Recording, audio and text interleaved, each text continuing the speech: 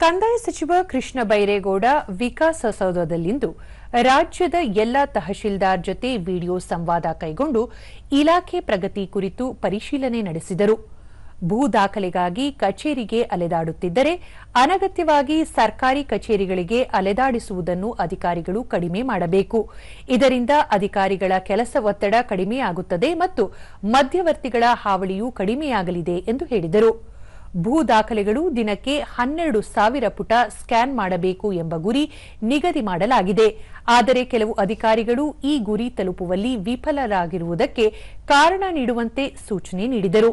ಇದೇ ವೇಳೆ ಇಡೀ ರಾಜ್ಯದಲ್ಲಿ ಚಾಮರಾಜನಗರ ಅತ್ಯಂತ ಕಳಪೆ ಸಾಧನೆ ತೋರಿದ್ದು, ಅಲ್ಲಿನ ಅಧಿಕಾರಿಯ ವಿರುದ್ಧ ಆಕ್ರೋಶ ವ್ಯಕ್ತಪಡಿಸಿದರು.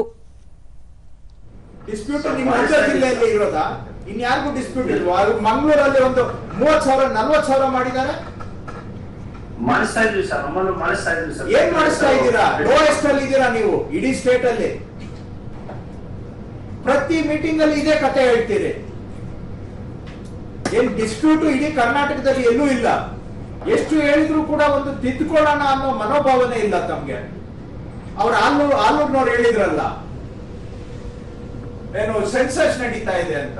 ಆಲೂರು ತಾಲೂಕು ಒಂದರಲ್ಲೇ ಸೆನ್ಸಸ್. ಹಂಗೆ ನೀವು ಮಾತಾಡ್ತೀರಾ ಡಿಸ್ಪ್ಯೂಟ್ ಇರೋದು ಬರೀ ನಿಮ್ ಜಿಲ್ಲೆಯಲ್ಲಿ ಅಂತ. ಇಷ್ಟು ಒಂದು ಮೈಗಳ್ಳತನದ ಉತ್ತರಗಳು ಎಲ್ಲ ನೀವು ಹೇಳಿದ್ದು ಸಿಂಪ್ಲಿಫಿಕೇಶನ್ ಮಾಡಿಫಿಕೇಶನ್ ಮಾಡಿ ಕೊಟ್ಟರು ಕೂಡ ಮತ್ತೆ ಅದನ್ನೇ ಹೇಳ್ತೀರಾ.